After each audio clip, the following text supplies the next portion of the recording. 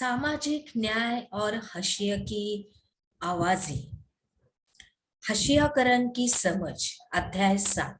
अभी हम लोग इसकी पढ़ाई कर रहे हैं, तो चलिए अभी आगे बढ़ते हैं। सामाजिक रूप से हाशिए पर होने का मतलब क्या होता है, देखते हैं। आप कॉपियों के जिन पन्नों पर लिखते हैं उनकी बाईं ओर खाली जगह होती है जहां आमतौर पर लिखा नहीं जाता, उस पन्ने का हाशिया कहा जाता है। कुछ ऐसा ही समाज में भी होता है। हाशियाई का मतलब होता है कि जिसे सामाजिक एवं राजनीतिक जीवन 3, इकाई 4, सामाजिक न्याय और हाशिए की आवाजें, अध्याय 7। इसके अंतर्गत हाशियाकरण की समझ, अभी इस पाठ का और इस अध्याय का हम लोग अभ्यास कर रहे हैं। तो चलिए अभी आगे बढ़ते हैं।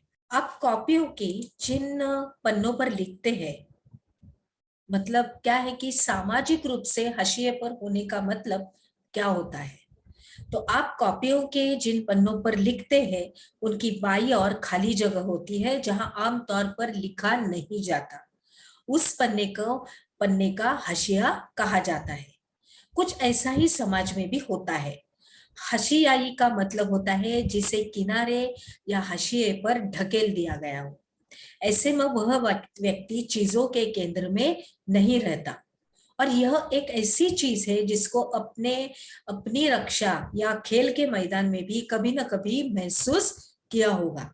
अगर आप अपनी कक्षा के ज्यादातर बच्चों जैसे नहीं है, यानी अगर संगीत या फिल्मों में आपकी रुचि अलग तरह की है, अगर आपका बोलने का ढंग औरों से अलग है, अगर आप औरों की तरह गपशप में भी ज्यादा मजा नहीं लेते, अगर आप वह खेल नहीं खेलते तो ज्यादातर बच्चे खेलना चाहते हैं, अगर आपका पहनावा अलग तरह का हो, और तो इस बात की गुंजाइश बढ़ जाएगी कि आपके संगे साथी आपको अपने बीच का ही नहीं मानेंगे।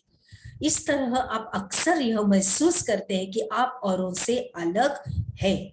गोया आपकी कही बात, आपके एहसास और आपकी सोच आपके सोचने का सही नहीं है या औरों को पसंद नहीं है। आपका सोचना सही नहीं है या तो फिर औरों को पसंद नहीं है।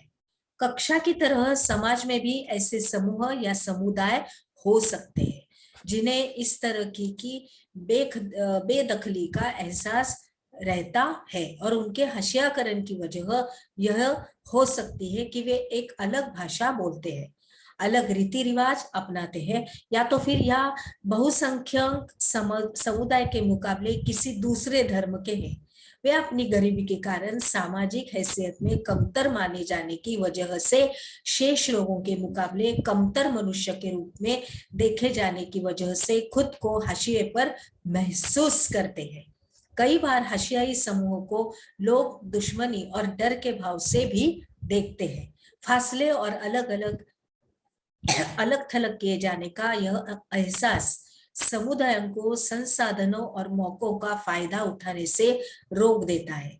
फलस्वरूप हाशियाई समुदाय एवं अधिकारों के लिए आवाज उठाने में चूक जाते हैं, और उन्हें समाज में ऐसे ताकतवर और वर्चस्वशाली तबकों के मुकाबले शक्तिहीनता और पराजय का एहसास रहता है।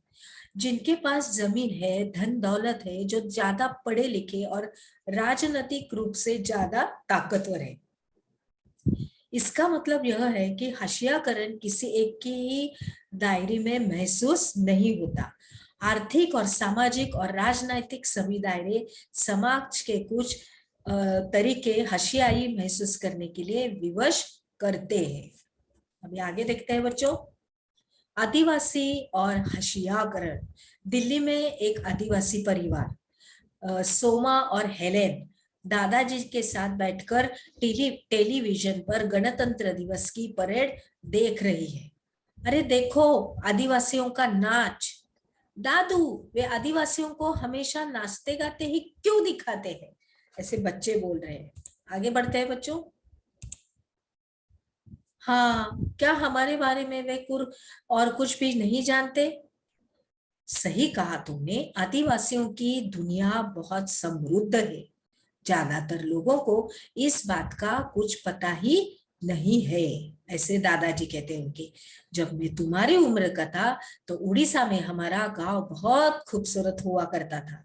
हमें अपनी जरूरतों की सारी चीजें अपनी जमीन और अपने जंगलों से मिल जाती थी। हम भी अपनी धरती, जंगलों और नदियों को बहुत, उनकी बहुत ही कदर करते थे। हमने क्या सीखा इसके अंतर्गत? हाशियाई का मतलब क्या होता है? इस सवाल का जवाब आपको अपनी नोटबुक में लिखना है। तो चलिए बच्चों, आगे बढ़ते हैं।